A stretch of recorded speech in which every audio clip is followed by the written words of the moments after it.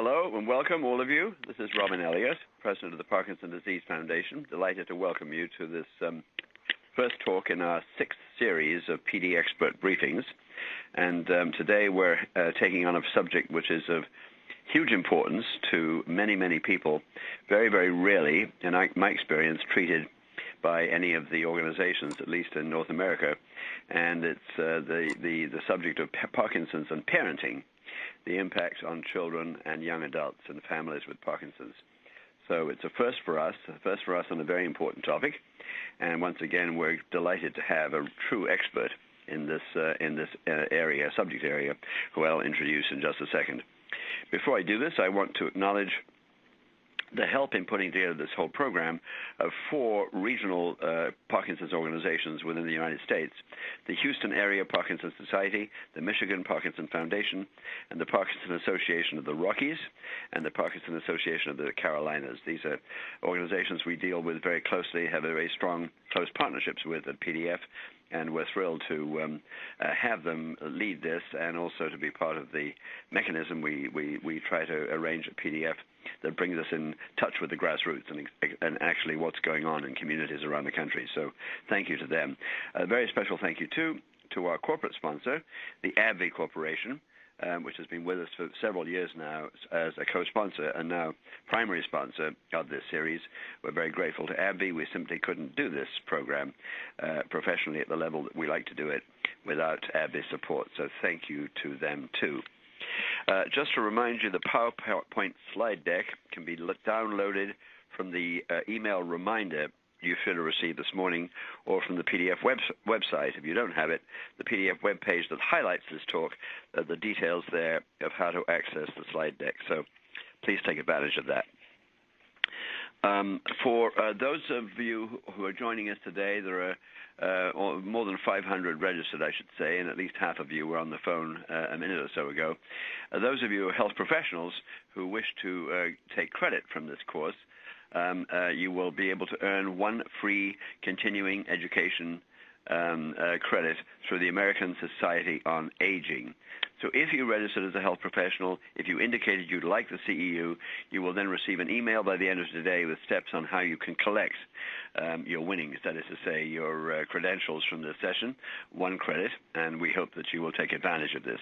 Apparently, you've 30 days until the 18th of December to collect the credit then, so try and act pretty sharply on that so you can get that stored away in your portfolio. My job now, a very happy job, is to recognize our guest speaker, Elaine Book.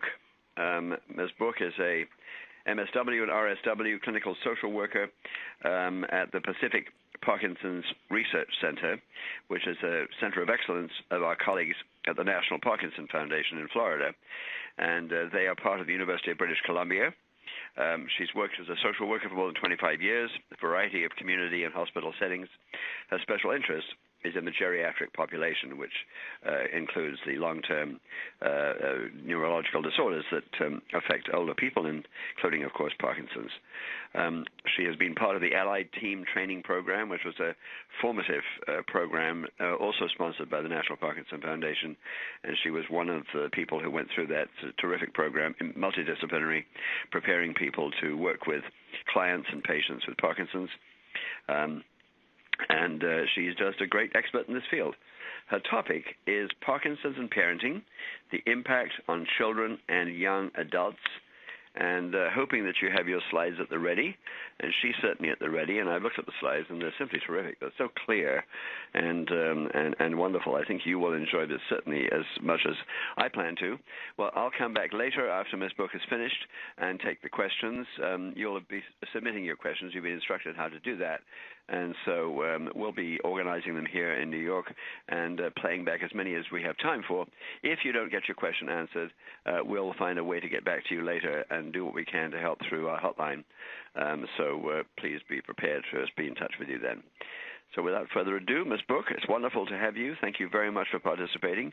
Welcome to your rapt audience, and we're all going to enjoy the show. Ms. Book. Well, thank you, Robin. Thank you very much for that introduction. And hello to all of you who are listening in today. And I really want to thank you for tuning in to what I hope will be an informative, useful, and inspiring hour as we talk about how the lives of children are impacted by PD in the family.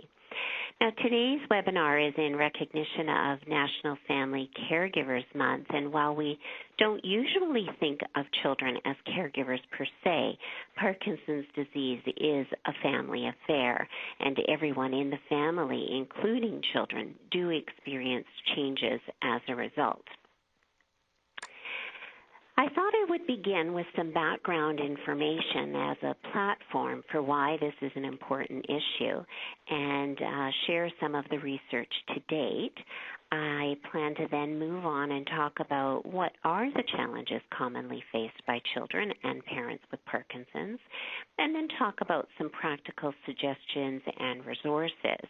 I'd like to then finish with sharing some possible directions for future developments in this area. And I also want to say that I will use the word child or children, but that this is also really referring to adolescents and even young adults. And also for those of you who may be new to Parkinson's disease, you might hear me refer to Parkinson's disease as PD. So, by way of an introduction to the topic, I'd like to start by saying that advances in medical care and the growing number of people choosing to become parents later in life and second marriages with younger families have led to an increased number of children being affected by various parental chronic medical conditions. According to the World Health Organization, management of chronic disease should incorporate the well-being of the patient's whole family. However, healthcare professionals mainly pay attention to the ill person and spouse, often leaving children in the background. Now, in all fairness, children rarely accompany their parents to their neurologist appointment, but what we will hear today is of the importance of healthcare professionals being educated about how illness can impact families and the importance of adopting a family-centered approach. Now, there is a lot of research and evidence on the impact of other parental illnesses and lots of resources and support in place for children of parents with cancer and MS. And as a result, some of my information about parental illness impact is gleaned from other neurological diseases like Alzheimer's disease and MS. Unfortunately, the impact of PD on children and teens has been minimally examined in comparison to these conditions. Now, perhaps this is because the impact on children has been underestimated, and maybe it's also because of the perception that PD is a condition that typically affects the older population when children will be grown up. However, approximately 10% of people with PD develop the disease before the age of 50.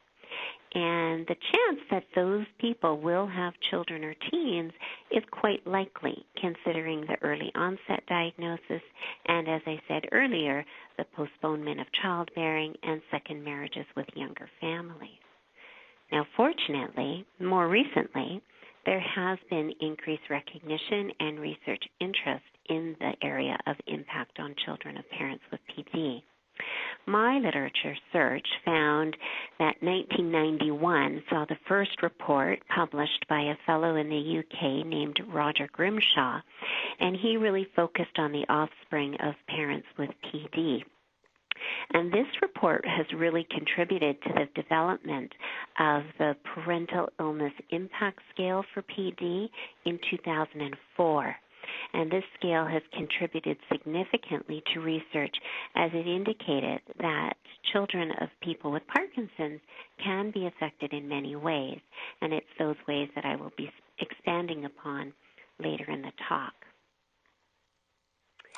So lead research researchers of the scale, David Morley and Annette Schrag, and their teams have suggested that between 40 and 50% of children felt that they did not have sufficient information about PD, and perhaps half of those children studied felt that more information would reduce their feelings of uncertainty and insecurity. They also found that children were twice as likely to experience low-level depression in comparison to their counterparts without chronic illness in their family. Another study highlighted, and as one would expect, that with longer disease duration comes a greater impact on family functioning. And certainly that does make sense, as with time there will be changes in behavior, in cognition, communication, and needs in general.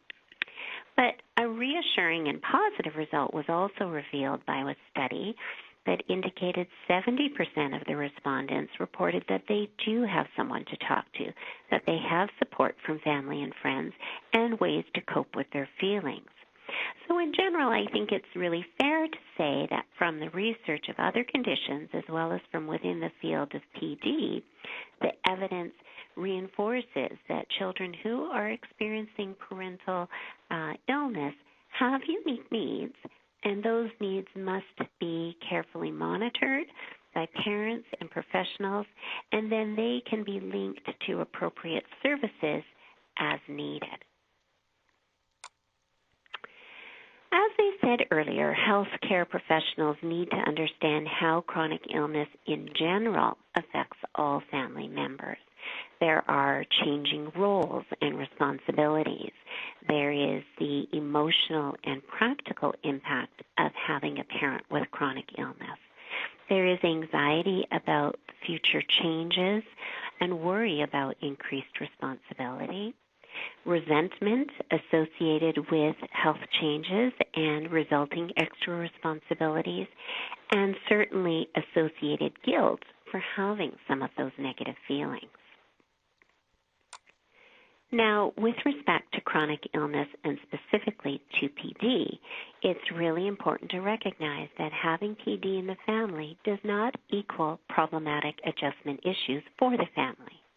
Nonetheless, adjustment issues can occur and might be related to the following: illness characteristics. Certainly some symptoms are more challenging than others. For example, parental depression, anxiety, impulse controls. With those characteristics, those symptoms, the potential for a negative impact is very real. Adjustment issues can also be related to age and gender of the patient and family members, and we have to always keep in mind age and stage developmental issues that are going on for everybody in the family. The availability of informal and formal supports, so siblings, friends, grandparents, counselors, those kinds of supports can make a difference as well. And certainly the progressive nature of PD itself means that new challenges will emerge as the illness progresses, and then children are continually being faced with making new accommodations. So it is really important to pay attention to how well children are coping and address their needs as they arise. If children are well supported, having PD in the family can actually enhance their quality of life and promote healthy personal growth and development. And I will chat a bit more about that shortly as well. So how is PD impacting children? Some of the common feelings experienced by children include shame of the odd presentation of PD. Now, this typically is more with younger children than with older children, as the older children have the confidence and ability to better explain the disease. Some find it harder to socialize in that they don't want to bring friends home, or they feel badly about going out and leaving the person with Parkinson's at home. Some experience anxiety about the stress in the parental relationship that may exist as a result of PD.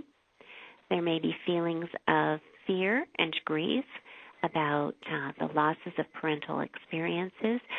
Shared experiences may be limited or may change over time as a result of the PD. Loneliness, because the healthy parent has to focus more on and spend more time with the PD parent.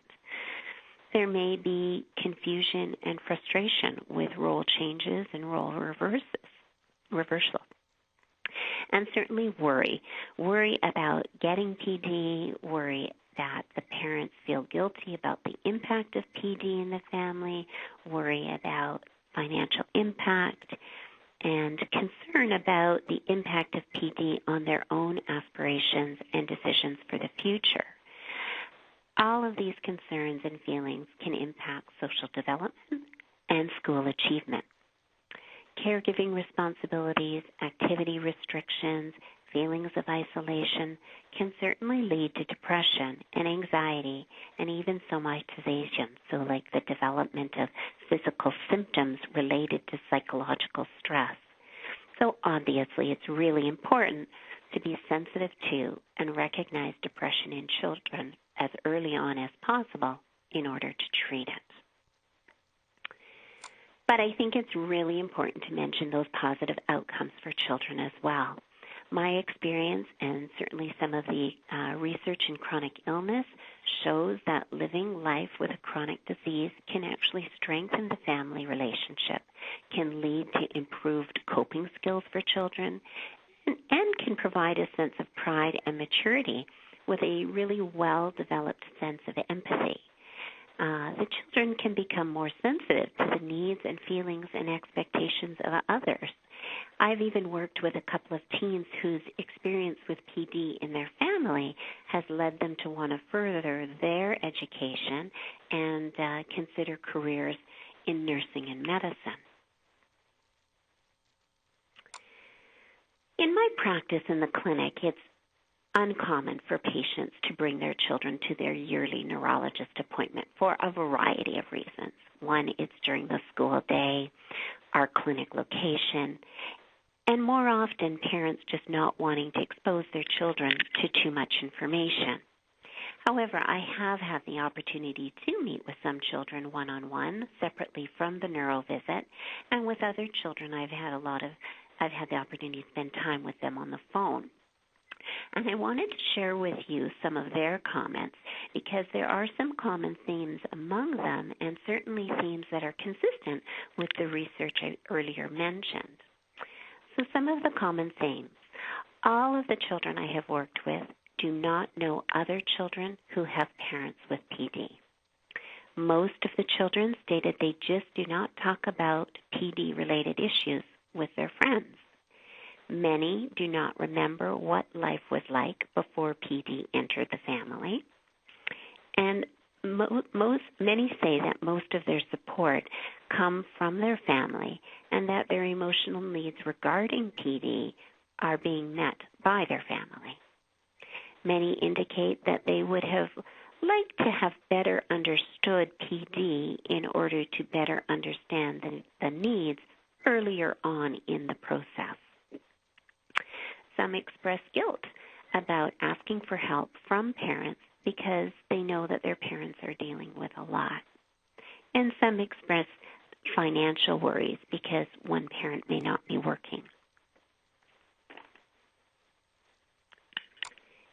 What I have also gleaned from my conversations with the children is that their coping is very much tied to the severity of symptoms and the type of symptoms, motor and non-motor.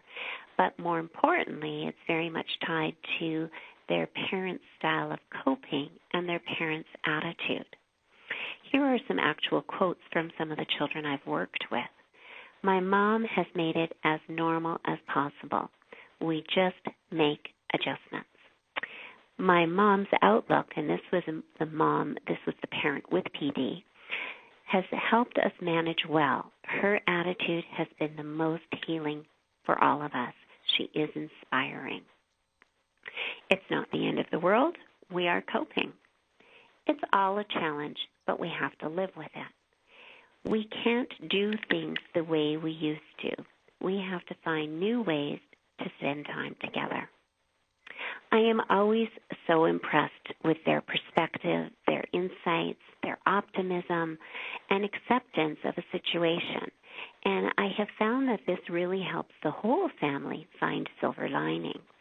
I worked with a girl who's in her late teens, whose mom was diagnosed with PD when she was 12. And she's a very introspective teen, and she shared with me a quote that she kind of lives by.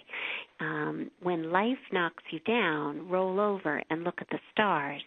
And, it really captured her perspective on coping, and certainly is reflective of many of the children I have worked with as well.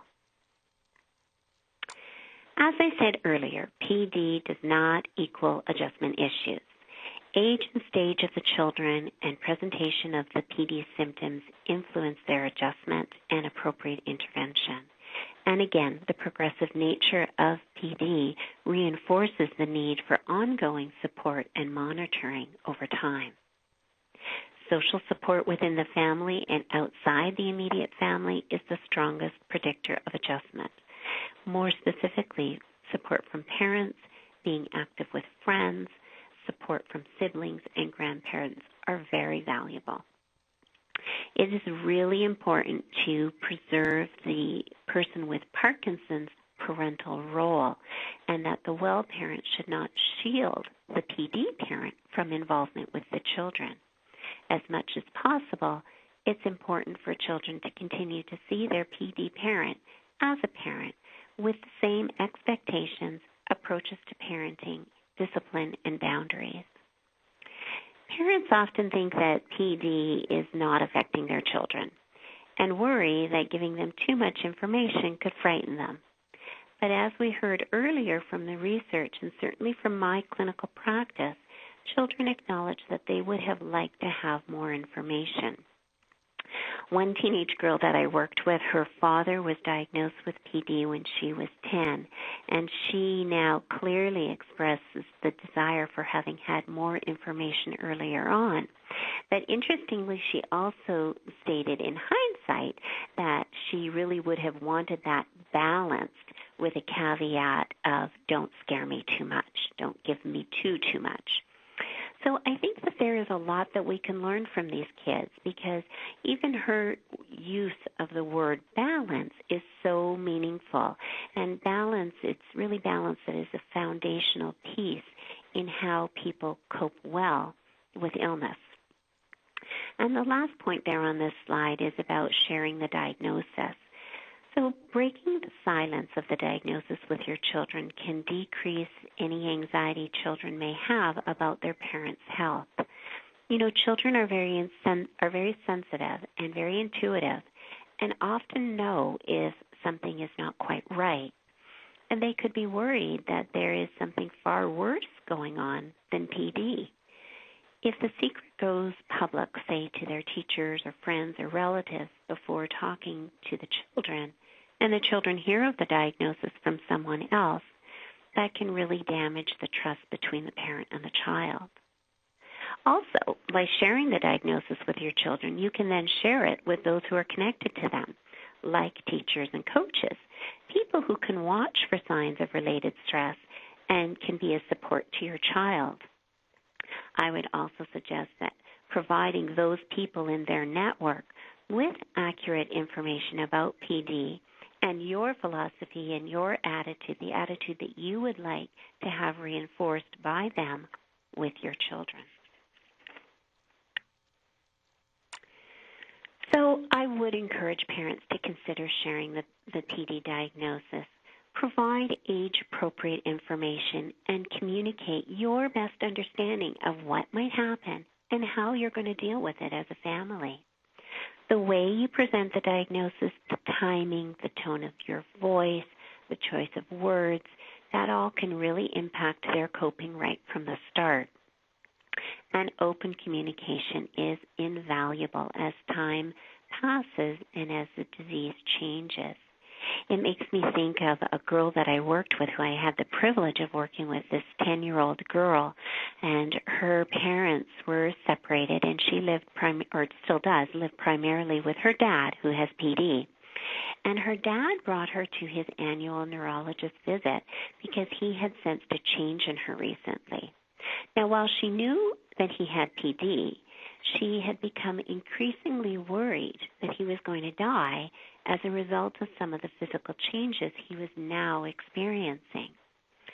But by bringing her to his visit, her dad created the opportunity to address her worries and fears and allowed for some accurate information to be shared with her. After spending some time with her, she left feeling relieved and supported, and knowing that she had someone else that she could talk to if she had questions in the future. So communicate. As appropriate, consider having regular family meetings in order to talk about the changes, the worries, or even to talk about how well you are all managing. Do it in a way that suits your family. Maybe it's around the kitchen table or in a car or in short spurts, and maybe even follow it up with a fun family event.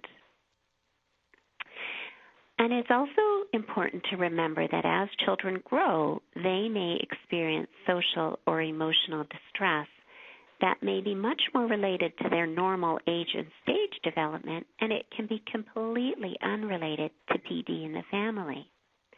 Similarly, it's important to remember that going through puberty, dealing with friendships, and all things associated with growing up, these realities in their life can make it more challenging for children to then cope with PD as well. Attitude. As I have heard from the children themselves, the parents' attitude is very important as children tend to model after their parents. So fostering good communication, honesty, and even asking for help can set a really good example for your children. And lastly, it's important to be mindful of the need to maintain family life with PD and to be flexible, as family life and shared activities may look different over time. So some key factors for all ages. You want to provide information and reassurance that their needs are going to be met, that their parent is not going to die imminently, PD is not contagious, that children are not responsible for the PD, and to replace any fears with knowledge. You want to acknowledge their feelings and validate them and answer their questions rather than minimize them or avoid them. And really try to instill the concept of hope and optimism.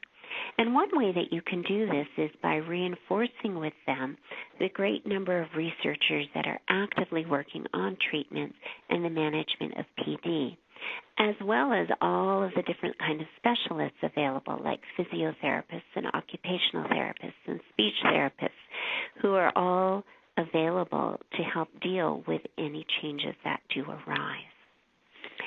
You may find it valuable to talk with your neurologist and healthcare team, enlightening them to both the challenges and the positive outcomes of having PD in the family. Find out in what ways that they might be able to support you and your family. Parenting is a challenge. Parenting with PD presents additional challenges. And in keeping with National Family Caregivers Month, I remind you to take care of yourself as well. Whether you are the parent with PD or the spouse of a parent with PD or the child of a parent with PD, it's really important to practice self-care and take good care of yourself, physically and emotionally, because that will have long-standing, far-reaching benefits for the entire family. So some suggestions that you can make to your children and ways to support them. Encourage your children to talk with someone that they have a connection with, a relative, a teacher, a coach, pastoral care, perhaps even you. Allow them time at different points in time to make sense of the changes and let them know that it's okay to ask for help. Empower your children suggest that they get involved in the solution, organize a fundraiser for research, participate in a super walk or a moving day, or simply raise PD awareness in a school science project. Suggest that they connect with other children their age, and certainly this might be able to be done through a local PD society. Encourage them to remain involved in their interests, and they may need help with this. Kids may need insurance that they should and can still have fun and lead their own life. This is an opportunity for them to learn early on that they need to and should take care of themselves too. It's not only okay, but it's very important for their well-being today and in the future. We all, parents, both parents and children, have our own individual styles of coping, and these coping styles are based on a number of factors, including inherited traits, past experiences, personality characteristics, current coping strategies, social supports, and our own perceptions of stress. So it's valuable to be aware of these factors and how they may influence coping in your family and certainly any new coping strategies that might end up being useful. What works for one child in the family may not work for another. So while one child might benefit from working on changing the way they think about a situation, another child might cope with the challenges of PD by using humor or immersing themselves in exercise or a hobby. Coping is a process, it's evolutionary, and it really does change over time. So where do we go from here? Well, given the paucity of research to date, there are opportunities in research for practitioners in planning and implementing and evaluating educational, supportive, and therapeutic services for families and children impacted by PD. While there's certainly more attention being given to the impact of PD on children, more research is needed to inform clinical guidelines and to support interventions. At present, many clinical guidelines for working with people with Parkinson's certainly address the importance of communication with parents and carers, but do not make reference to the patient within the context of the family or the impact of PD on children, young or old in the family.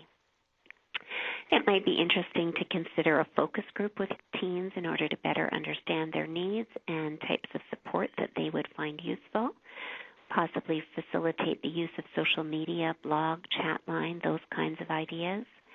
And also look at creating more kid-friendly information available online.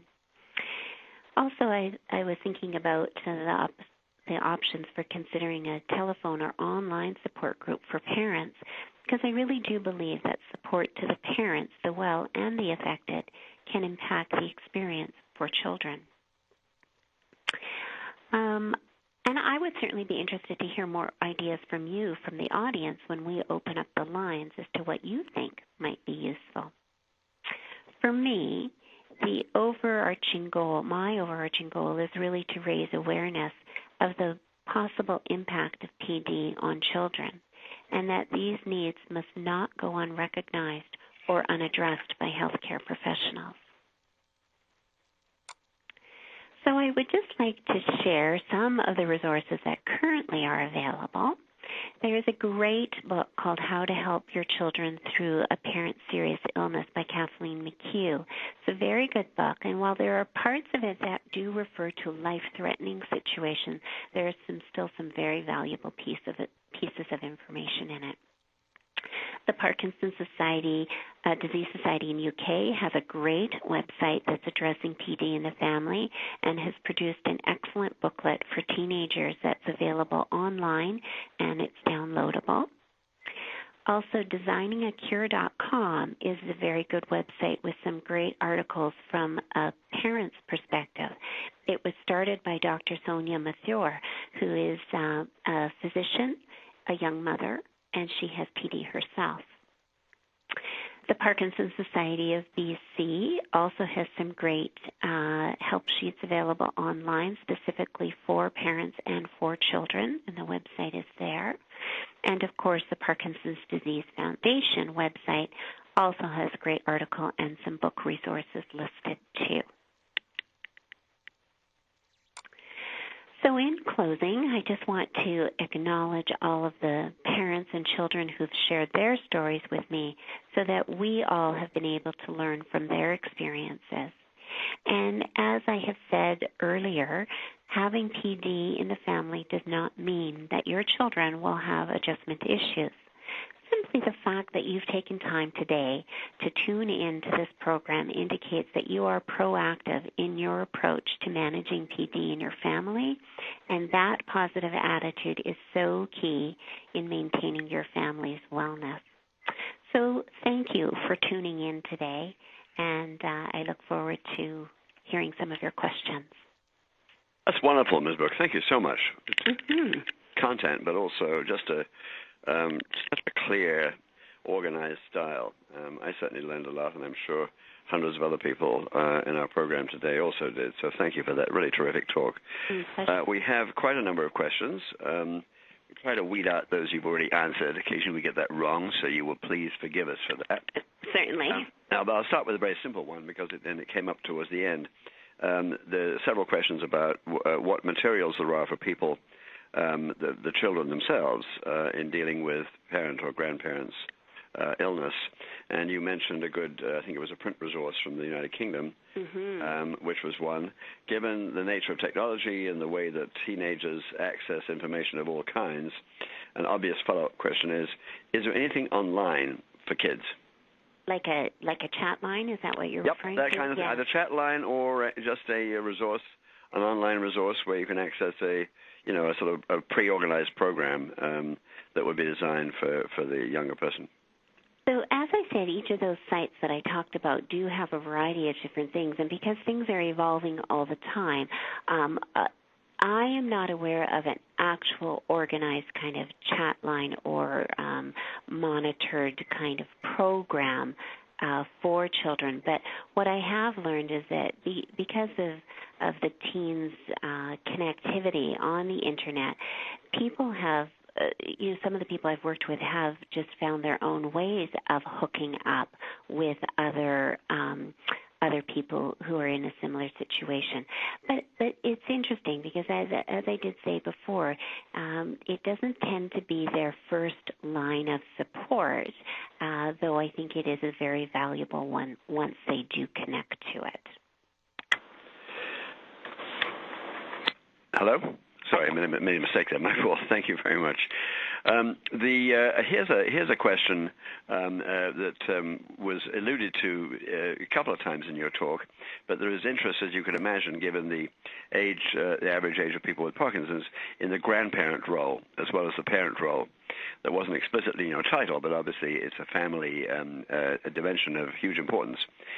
In your view, Ms. Brooke, are there any major differences in the way grandparents with Parkinson's would be handling this matter, talking with grandchildren, compared with the way parents would have that same responsibility with their own children? Well, I think in terms of the way you want to communicate the information and be positive in your approach to it, all of those kinds of things are very similar for the grandparent to be communicating with their grandchildren. I think where the differences are is in the children's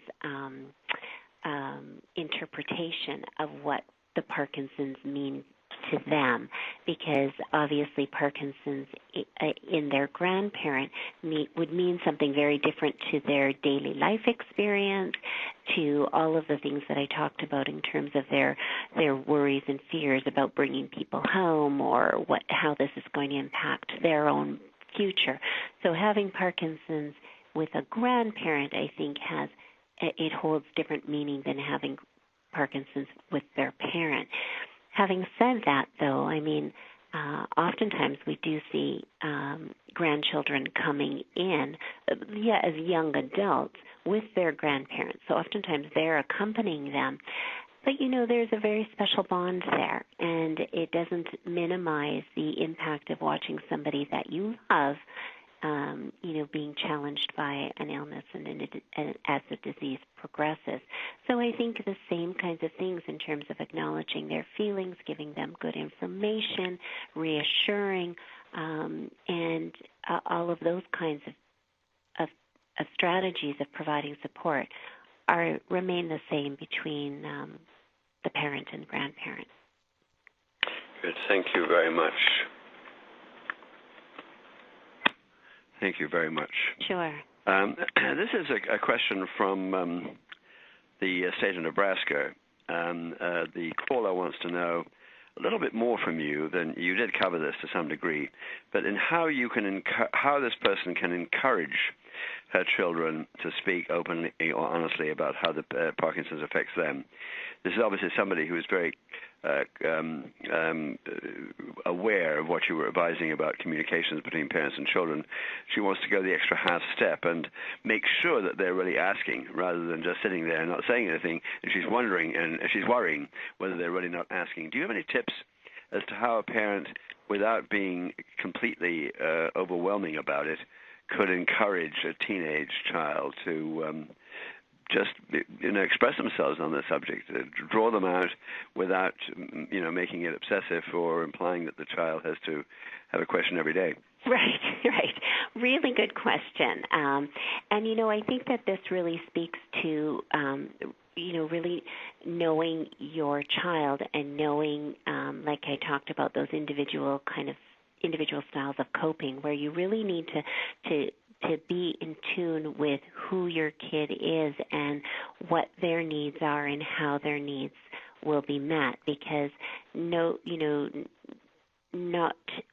there's not one model for everybody, and some kids really do much better introspectively and managing it on their own, as opposed to kind of feeling like they're being forced to deal with it on a daily basis. And some kids have even said that, if I'm asked all the time, like I'm feeling like there must be something really seriously wrong here if they're constantly tuning in. So I think it's really about providing the opportunities. And like I said, maybe it's in a car ride on the way to the soccer field, or maybe it's around the kitchen table or while you're making dinner. But, give some good thought to who your kid is, what makes them tick, what is their style of coping in general. And I would go along those lines. I've even had one family who just really worked best by text, and so they would have kind of conversations by text because that was what worked for them. There wasn't a lot of emotion attached to it, and that's what that adolescent needed. So I think what I would just say is I wouldn't want to necessarily force somebody to be open and emotional and disclose feelings and all of that, because that might not be who they are. So figure out what's going to work for them and go from there. That's so important. Every child is different, right? Mm-hmm. And so what you're doing is there's no cookie-cutter approach to this, and there's no textbook, though textbooks can be useful. Yes. But each one has to be based upon understanding the relationship. That's so important. Very well stated. Mm-hmm. We have a poignant call from a person from the state of Pennsylvania. She's telling her story. Daughter is 15. And she's apparently terribly scared about the possibility of inheritance. She apparently wanted to be a surgeon, and now she's already concerned that if she starts developing symptoms like Mom, that she will have tremors. Tremors will prevent you being a surgeon. And then, of course, actually, I got that slightly wrong. It's the father who was diagnosed a year after this young woman did a report in 7th grade on the subject. So this is obviously very poignant, very central to the family.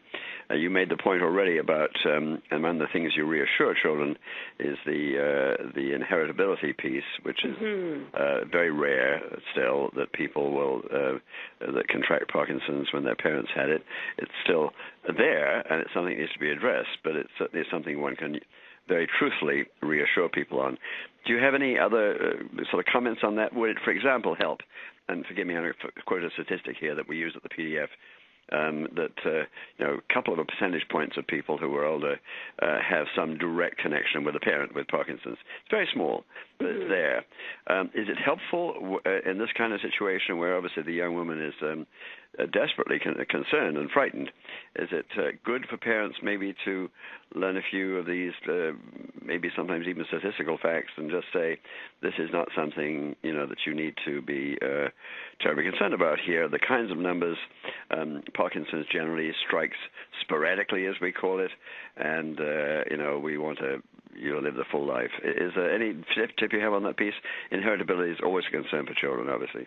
Yeah, no, I think that what you've just said, Robin, is an excellent way to go, is to provide, their daughter with, some hardcore facts, and even at 15, there would be a paper or a research paper somewhere that would be at a level that she could probably understand, that to show her the prevalence of the likelihood of her inheriting the disease being, very, very small.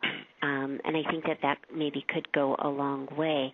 The other thing that I would certainly say is that I think it's important to address those these what sound like quite significant worries for her, because I think it's really going to impact, her future aspirations, and we would like to see it be impacting her in a positive way and not a negative way. And if it's going to, lead her in a direction that would not otherwise have been her passion, that would be a real shame.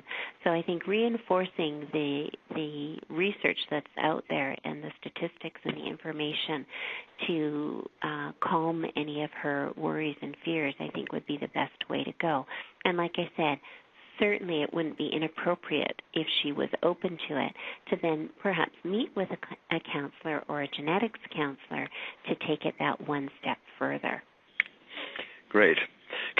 After giving you 2 or 3 tough questions, here are a couple of simple, almost yes or no questions. Okay. One is a caller from Delaware was impressed with the Parental Illness Impact Scale, and she would like to know, does she need permission to use it, or is it proprietary? That's a very good question.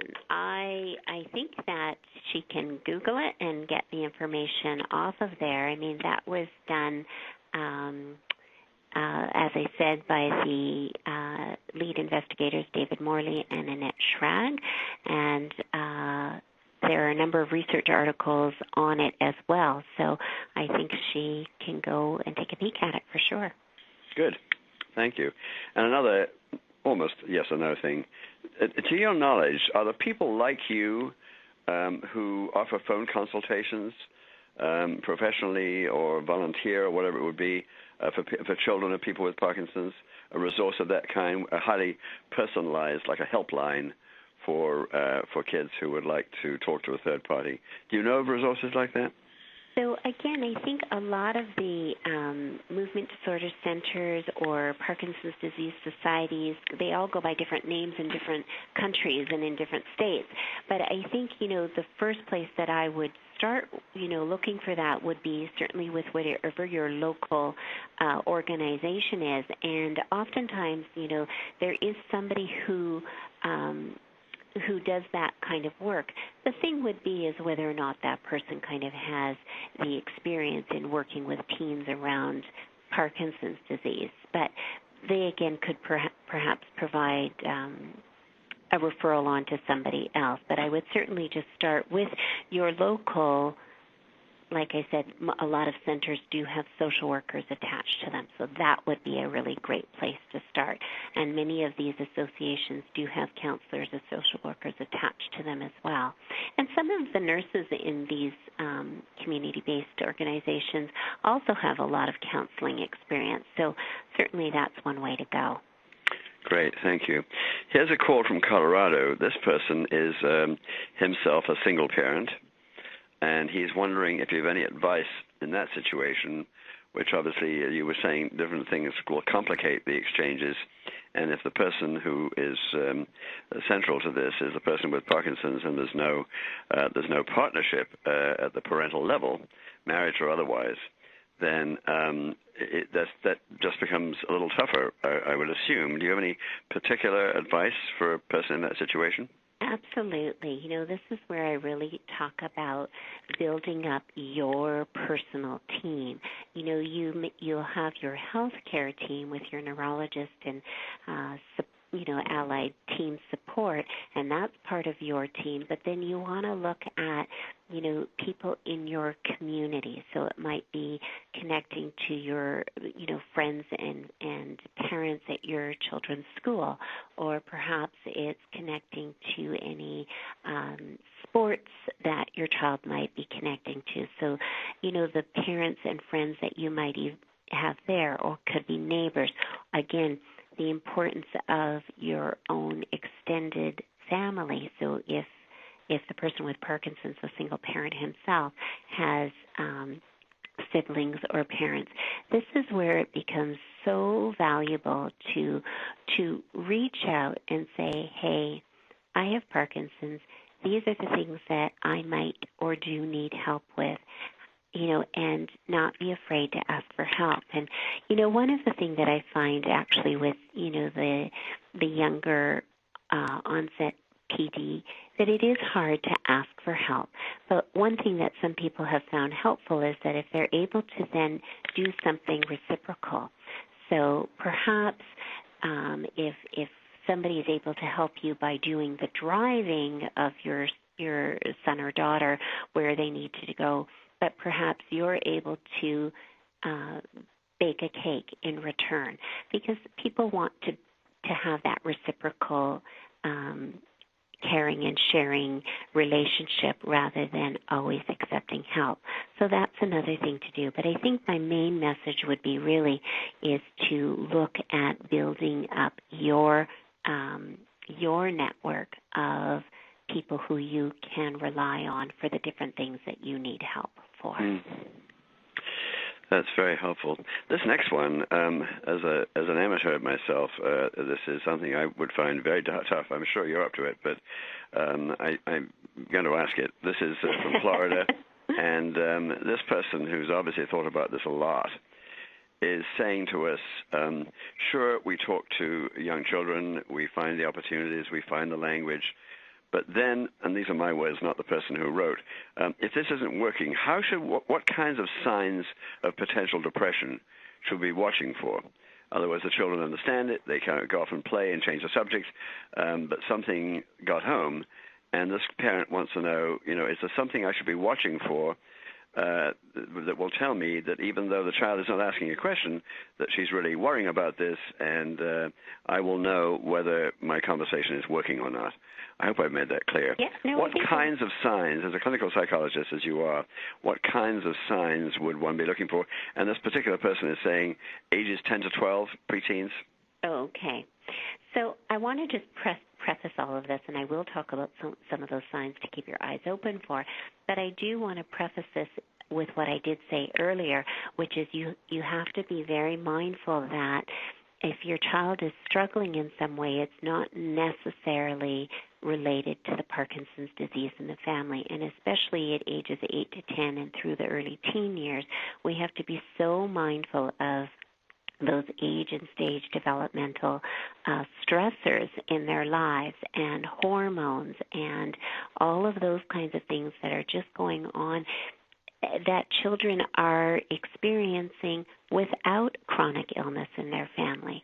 So I just want to set that as a platform that if your child does come home and as I'll talk about some of the signs, is showing some of these signs, know that it isn't necessarily related to the Parkinson's, that it could be related to any other number of things that are going on.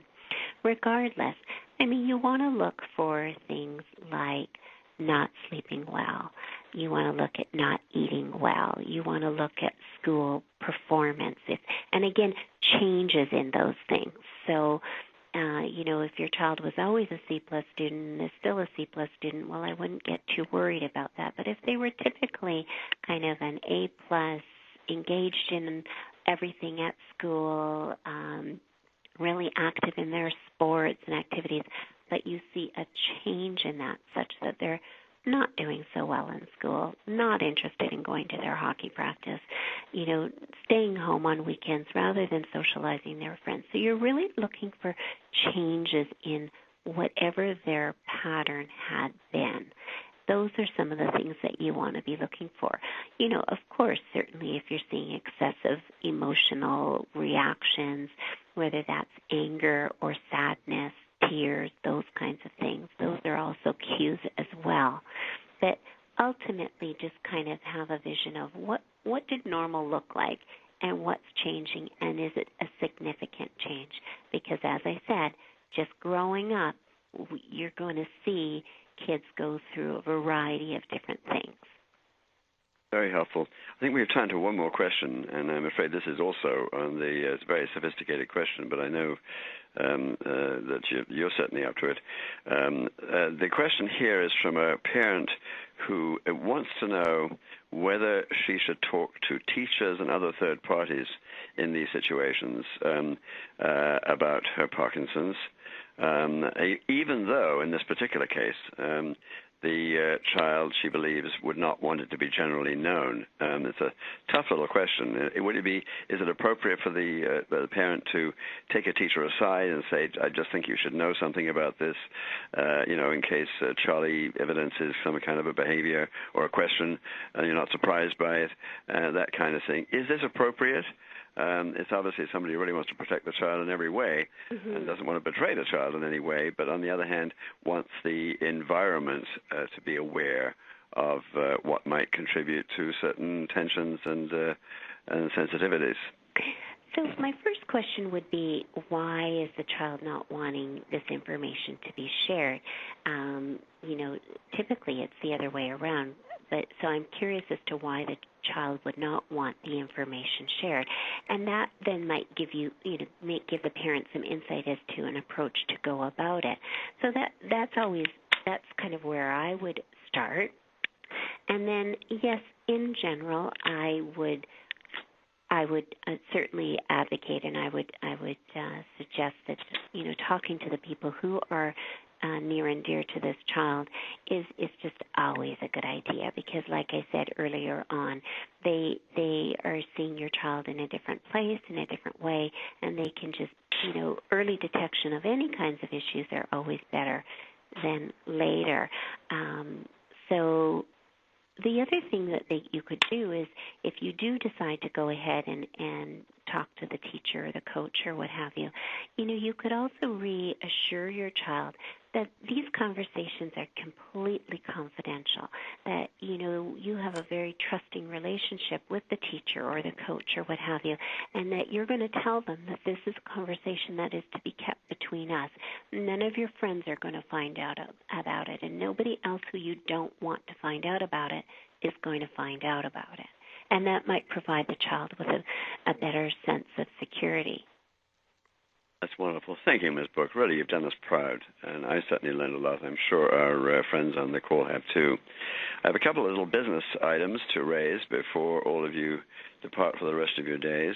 First of all, we have an online survey. Those of you who've been through many of these know what this is about. If you're new to us, please look at the online survey. It should be on the screen right now. Your feedback helps us improve the webinars. We really do take this terribly seriously. Every topic that comes up in our expert briefings is prompted by or elucidated by the kinds of responses we get to other webinars. So please let us know how you like this, what other subjects you're interested in, and follow that, because we certainly will use it. I also want to thank again our sponsor for this series this year, the AbbVie Corporation, for making the whole thing possible. Thank you, AbbVie. They provide us the support where, of course, in total editorial control. There's no connection between the company and the program, other than our gratitude for the support and the gratitude also of the people who benefit from it. So thank you for that. I should remind you, those of you who are old hands, you know this already, 1 week from now, the archive will be available. Because we know your email, by definition at this point, otherwise you wouldn't be on the phone, we will send you an email with a link when it's available so that you can listen to the talk again or let your friends know about it. And finally, save the date for our next session. They're always on Tuesdays at 1 p.m. Eastern time. This one is going to be on Tuesday, January 13, 2015. Can't believe how close that is. January 13, and it's at 1 o'clock in the afternoon, and it's going to be on the always popular issue of the effects of exercise on PD. And we have one of the true super experts and giants in this field who's researched the subject for decades at this point. I first knew her name 15, 16 years ago, Dr. Margaret Schenkman at the University of Colorado School of Medicine, and we're thrilled to have been able to persuade her to give her terrific credentials, work out with a terrific audience.